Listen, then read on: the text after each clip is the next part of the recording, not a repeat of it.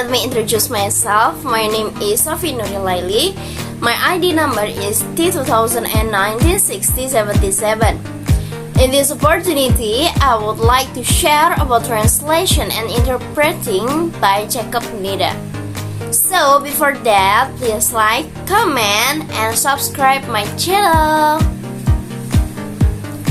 Okay, in this book, Color said that equivalence relations' important work to refine the concept of equivalence was carried out by Werner Color in Heidelberg, Germany, and Bergen, Norway. Color research into the science of translation. She also Color examined the concept of equivalence move closely along with its linked term correspondence. The two can be differentiated as follows: a correspondent falls within the field of contrastive linguistics, which compares two language systems and describes difference and similarities contrastively. And the second, equivalence, on the other hand, relate to equivalent items in specific STT pairs and contexts. These equivalence types are listed below. The first, donative equivalence, related to equivalence of the extra-linguistic content of a text. The second, connotative equivalence, related to lexical choices, especially between near synonymous. Okay, and the third, text normative equivalent, relate to text type with different kinds of text behaving in different ways. And the fourth, pragmatic equivalence, is oriented toward the receiver of the text or message. As formal equivalence, which is related to the form and aesthetic of the text, includes wordless and the individual stylistic features of the text. And the next, Raman Jacobson, equivalence and equivalent effect. Jacobson follows the relation set out by Saussure, the spoken and written signal, and the signified structuralist Raman Jacobson describes three kinds of translation: intralingual, interlingual, and intersemiotic. Translation within the same language, which can involve rewording or paraphrase, and interlingual translation from one language, intralingual translation to another. And the third, intersemiotic translation. Intersemiotic translation is translation of the verbal sign by a non-verbal sign, for example, music or image. Jacobson then moves on consider the thorny problems of equivalence and meaning between words in different language. One way to view things is to consider them composed of a signifier and a signified implied both. The signifier is the sound associated with or image of or something.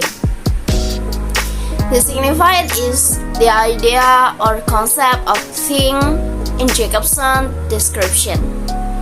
Interlingual translation involves substitute messages in one language, not for separate code units, but for entire messenger in some other language. For Jacobson, cross-linguistic, grammatical, and lexical. For examples of difference are easy to find.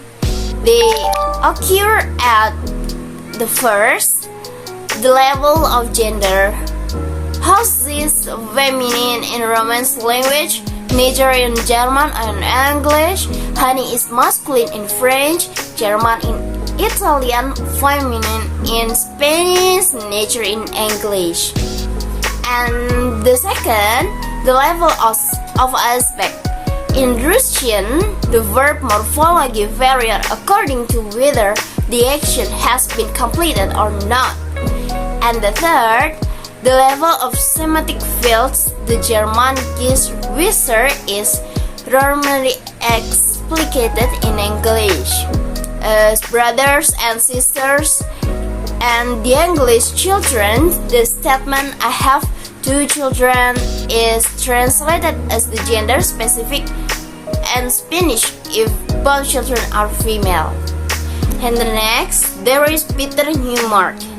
Peter Newmark approaches to translation and textbook of translation have been widely used on training courses, translator, and combine a wealth of practical exemplar of linguistic theories of meaning with practical applications for translation. Newmark suggests narrowing the gap by replacing the old terms with those of semantic and communicative translation. The communicative translation attempts to produce on its readers an effect as close as possible to that obtained on the readers of the original. Semantic translation attempts to render as closely as the semantic and syntactic structures second languages allow the exact contextual meaning of the original. Importantly, as long equivalent effect is achieved, Newmark holds literal translation to be the best approach. Like in communicative or in semantic translation, provided that equivalent effect is secured, the literal word-for-word translation is not only the best, it is the only valid method of translation. Newmark firms semantic translation and communication translation have generally received the Nida formals and dynamic equivalent. For less discussion, the Nida formals and dynamic equipment. That's it for me. I think enough, and I hope you understand about my saying and my explanation. And the last I say, wassalamualaikum warahmatullahi wabarakatuh. Bye.